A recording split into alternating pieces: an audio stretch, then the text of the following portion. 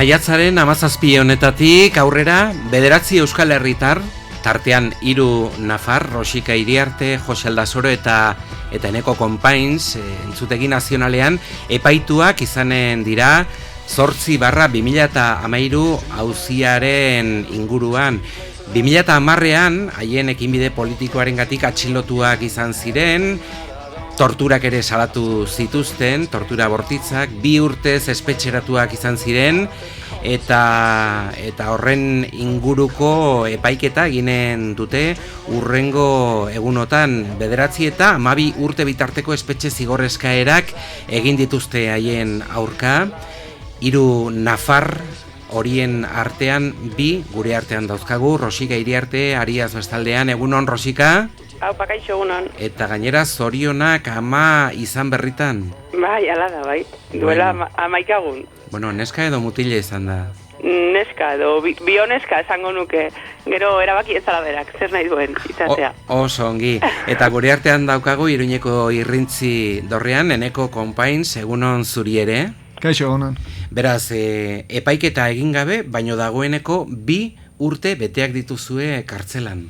Bai, hala da, gu izan ginen atxilotuak aspaldi, 2010ko irailaren 14 batean, baginen eta bagara 9 herritar, bere garaian gure bizitza normala aurrera eramaten genuena Euskal Herrian, herritar konprometituak ginen Euskal Herriarekiko eta publikoa zen gainera lan hori aurrera eramaten genuela, militante independentistak ginela, eta hori dela eta atxilotuak izan ginen 2010 urtean, ez soilik atxilotuak, zuk ongi apuntatu bezala bortizki torturatuak izan ginen, eta horren ondotik Grande Marlaskak biralegintuen 2 urtez espetxera, ongi esan duzun bezala epaiketarik gabe, baina honezkero ja zigor itzela ordainduta. Bueno, eta 2 urte, zuk ere 2 urte bete dituzu, Rosika?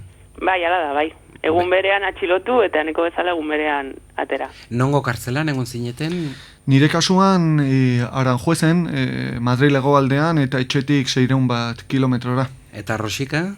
Soto el Realen, Madrilen ere, eta 500 kilometro baino pixka gutxiago, bai. Osongi. Aizu, gogoratu du Enekorek ere 2010ean gertatu zirela egoera haiek, ezta? Nola izan zen atxiloketa gure, ezta? Esan duzu ekinbide politikoarengatik eta militante independentistak izateagatik, hortik haratago zer da leporatzen dizuetena, zizuetena? Leporatzen diguten bakarra, eta gainera hala dator akusazio autoetan eta akusazio idazkietan dira bilkura politikoak. Ez da besterik. Nire kasu zehatzean, 15 bilera edo topaketa dira, batzutan dira taberna jakin batean, pote bat beste pertsona batekin hartzea, baina nonbait baginen pertsona kontaminatuak eta kontaminanteak, ez?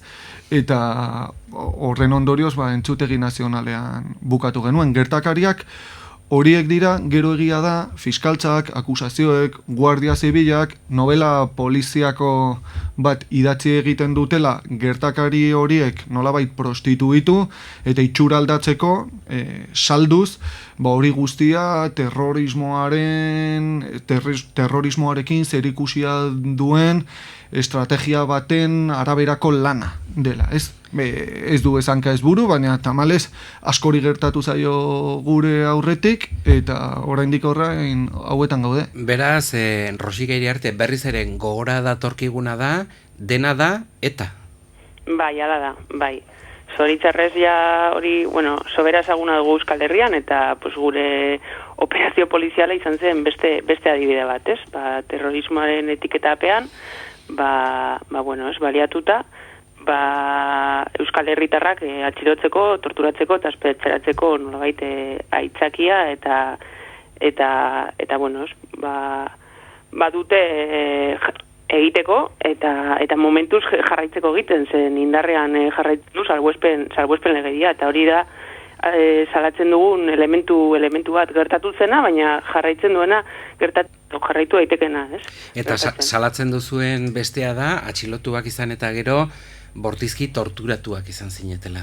Bai, hala da, 4 eta 5 egunez benetako infernu bat pairatu genuen, Madrilen uste dut bueno, ez dakitzen kuarteletan zehazki egon ginen... Tres Cantosen Madrilen, Guardia Zibilaren eskuetan, eta benetan emantzeguten tratua izan zen izugarria, ez? Hau oso ongi azaltzen zuen, Martxelo Otamendik, Berriako zuzendariak, bera ere torturatua izan zen, eta berak azaltzen zuen, ez? Ni izen honeko herritar ezagun naiz eta bortizki torturatu naute, zer ez diete egingo, pues herritar soiak kakotxen artean diren horiei, ez? Eta hala gertatu zen gurekin, izugarria, poltsak, kolpeak, lorikeza, mehatxuak, 4-5 egunez, iraunkorki egun eta gau mota horretako tratua pairatuz, ez? Rosika, badakit gogorra izan daitekela atzera begira jartzea, baino egun haiek, ordu ilun haiek, nola gogoratzen dituzu? Bai, bueno, neko kongi definitu den bezala, antzeko parezido, bai nabarmenduko nuke eta azpimarratuko nuke emakumeon kasuan, ematen dela, tortura plus bat nahi bada, emakume izategatik, ez?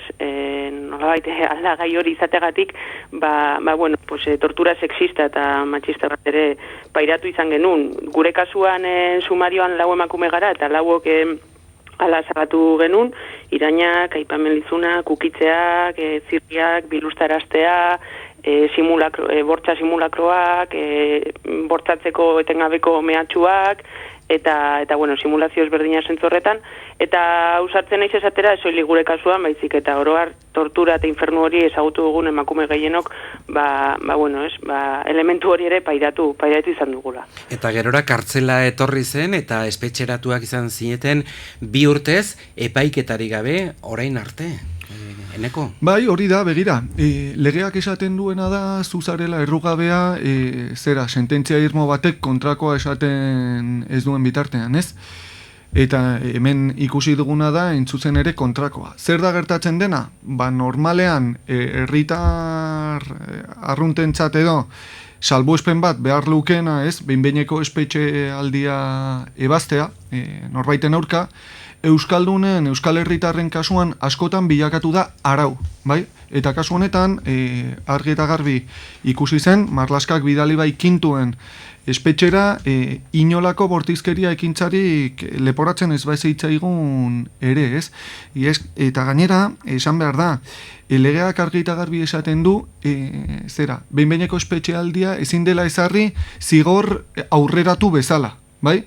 Bueno, berak ere etzion inolako jaramonik egin, zenbait alditan gure abokatuek behin-behineko askatasuna eskatu zuten, gainera horretarako argudio juridiko guztiak zeudelarik, baina berdin izan zitzaion, eta eukigintuen espetxean 4 hormatzarren artean 2 urtez. 2 urtez, eta nola gogoratzen duzu egoera ura, garai ura, Rosika, zu Soto del Realen? Bai, ni... Bereziki hasieran gogoratzen duena zen beldurra. Osea, ni espetxeatu nindutenean nire kasu pertsonalean, eta igual orokortu daiteke, baina oso txikitua aldu nintzen espetxera, inkomunikazioaren ondorioz, eta 2 urte ondoren, atera nintzen kalera, oraindik beldurra izanik funtzionarioi.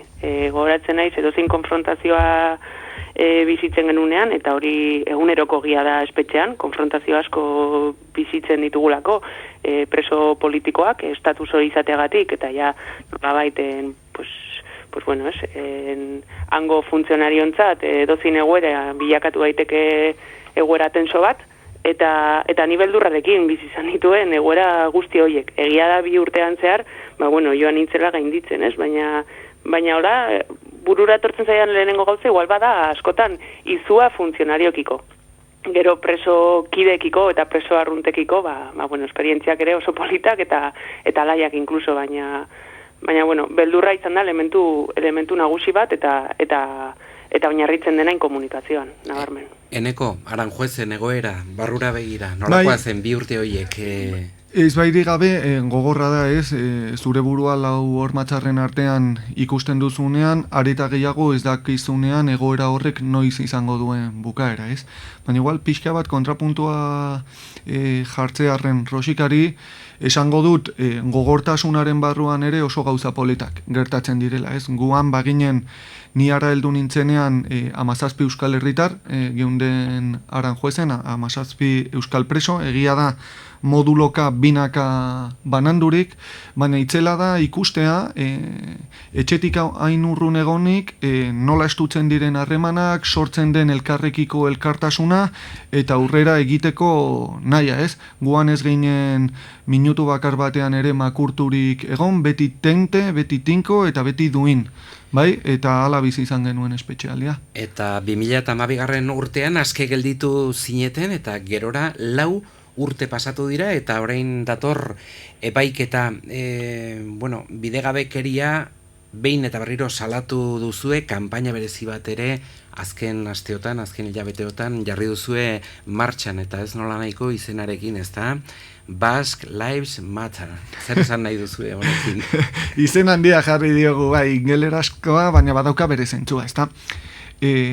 Kontua da, epaiketaren diseinuan ari ginela, eta ze lelo erabili, ze lelo ez, Angela Davisek bisita bat egin zuen Euskal Herrian, hemen jarduntzen bizpairu egunez militantzia politikoaz, feminismoaz, borroka ezberdinak azaldu zituen, eta tartean azaldu zuen hango estatu batuetako komunitate beltzek polizia gehiegikeriei aurre egiteko aurrera daramaten kanpaina. Eta han, estatu batuetan komunitate beltzek erabiltzen duten leloa da Black Lives Matter. Esan nahi duena, beltzen bizitzek axola dute, bai? Oso lelo simplea. Gure kasuan ideia hori originala iruditu zitzaigun, erabaki genuen importatzea, ekartzea Euskal Herrira, eta Basque Lives Matter Euskaldunen bizitzek axola dute. Ze asmo dugu horrekin? Mezu simple horrekin egiten duguna da, balore unibertsalak aldarrikatu nahi ditugu, giza eskubideen defentsa, eskubide zibil eta politikoen defentsa, herritarren askatasuna, baina balore unibertsal horiek landu nahi ditugu gure partikulartasunetik, euskaldun izatetik. Zergatik? Gu ez gaituztelako zapaldu ezein arrazoirengatik, gu zanpatu gintuzten, gu atxilotu eta torturatu gintuzten, euskaldun izateagatik, militante izateagatik, disidente izateagatik, eta hori azpimarratzea garrantzitsua jotzen genuen. Rosika, mezua simplea dela, ezta? Zuen biziek, gure biziek axola dutela. Bai. Eta mezu horrekin, genitun 3 helburu nagusi edo, kanpainarekin. Alde batetik bizibilizatzea orain arte paitutako ondorio guztiak, auzi honek guri eta gure ingurukoi eragindako ondorio guztiak. Bestalde batetik ere borrokatzea eta aldarrikatzea herritar guztioi dagozkigun eskubide zibil eta politikoak, eta beraz horren defentsa egitea. Eta hirugarrenik ere, nolabait arduraz jokatzeko deia, ez? Ulertzen dugulako guztiok egin dezakegulako zerbait, egoera hau aldatu dezagun, ez?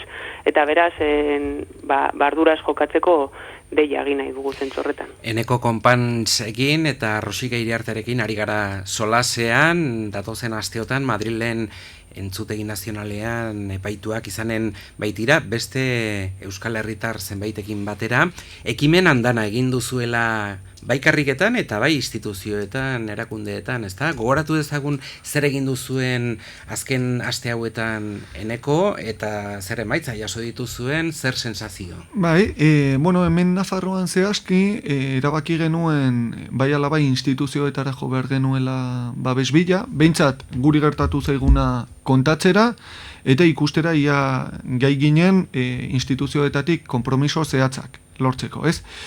Besteak beste jo genuen Arartekoaren gana eta Inairen gana, Inai Nafarroako berdintasun institutura, eta esan behar dugu bi kasuetan oso harrera ona jaso genuela. Inaik esan zigun kasua arretaz begiratuko zutela, izugarria iruditzen zitzaiela gertatzen ari zitzaigun guztia, eta ez bairik gabe, pues, han egiten genuen bilkurak izango zuela bigarren txanpa bat, ikusteko ze konpromiso zehatz martxan jartzen altzen. Bereziki kasu horretan, emakumeek pairatu zuten, kuartelean pairatu zituzten, tratutxar eta sexu erasoen arira, bai? Hori da, inairen funtzioa. Arartekoarekin ere oso jarrera ona ikusi genuen, kontua da berak planteatu zigula, eskuduntza gutxi duela eta ezer gutxi egitekorik zuela, baina bai planteatu zigun jotzeko Nafar gobernura eta zehazki giza eskubideen zuzendaritzara gure realitatearen berri emateko, eta horren zai gaude oraindik. Eta honena, orain arte, izan da, parlamentuan egin genuen agerraldia, apirilan epaituak izan ziren beste 5 Nafarrekin batera, elkarrekin egin genuen Nafar parlamentuan agerraldia, eta elkartasuna bi ikuspegitik eskatu genuen, batetik epaiketa politikoei aurre egiteko, erakusteko epaiketa politikoak direla, eta hori onartezina dela, eta bigarrenik torturaren elementua. Eta hor bai planteatu genien parlamentariei konpromiso zehatza. Eta da, EAen, Arabe Bizkaia eta Gipuzkoan ikerketa sakon bat egiten ari da, zehazteko torturaren fenomenoan noraino iritsi den 1960 eta 2013 urteen bitartean. Guk esan genien, hori egiten ari bada, Arabe Bizkaia eta Gipuzkoan zergatik ez da egingo Nafarroan.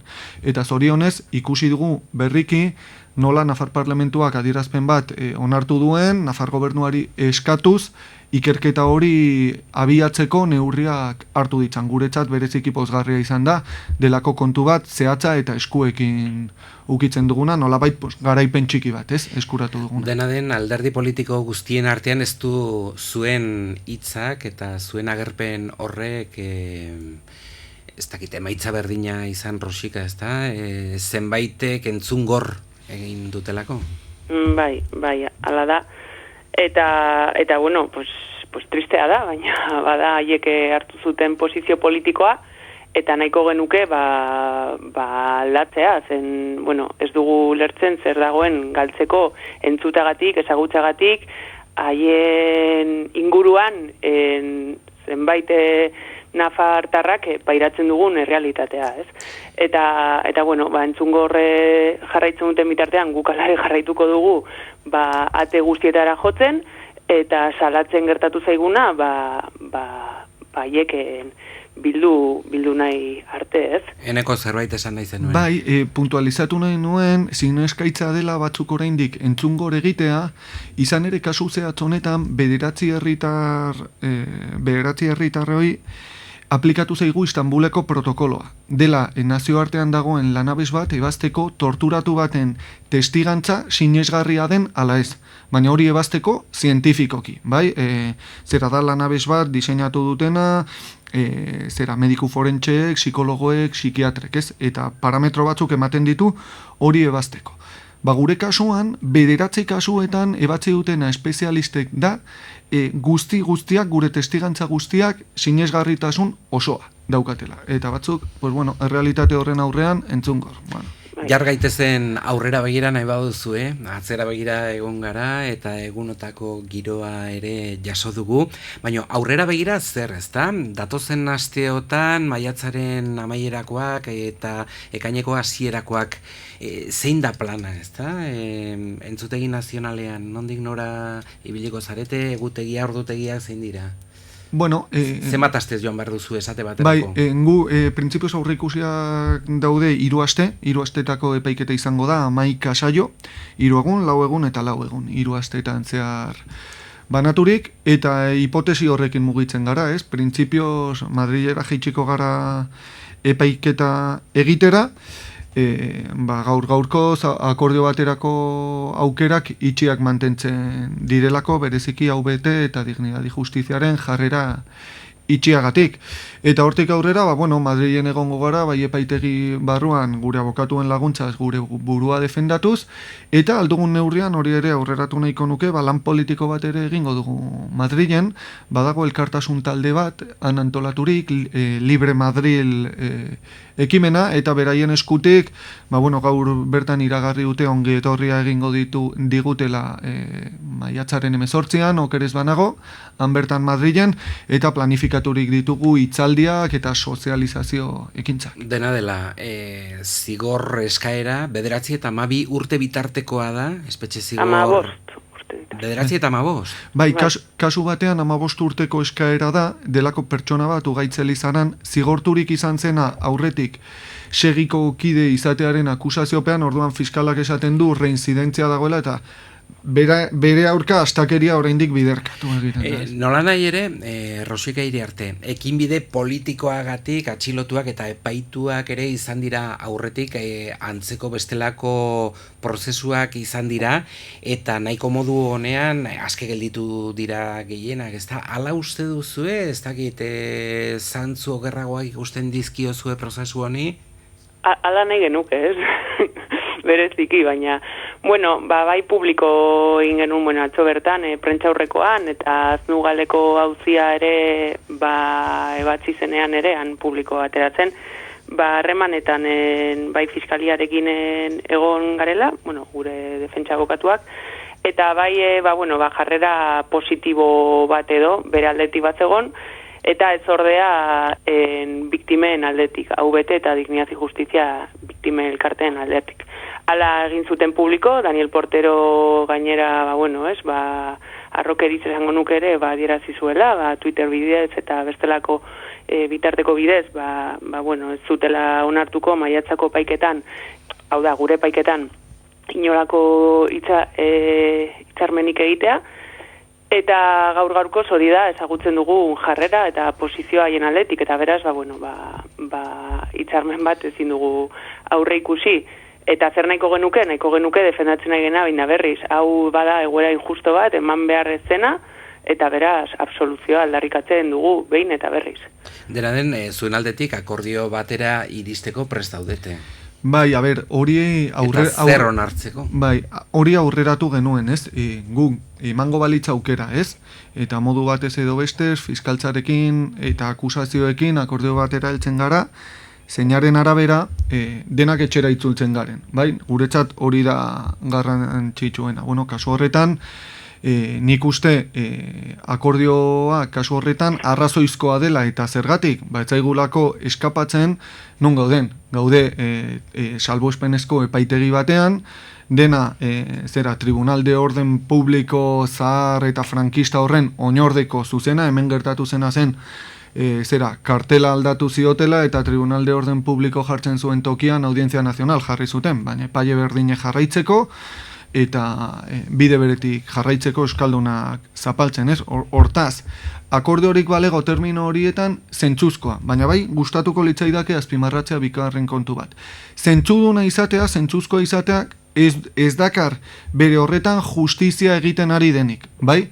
Zergatik diot, hau, azkenean gu asumitzen ari garelako zigor espetxe bat, zer eta gure eskubide zibil eta politikoak baliatzeagatik militantzia politikoa aurrera eramateko. Alegia, onartzen dugu espetxea guzti zilegiak ziren ekintzen ordain bezala, ez?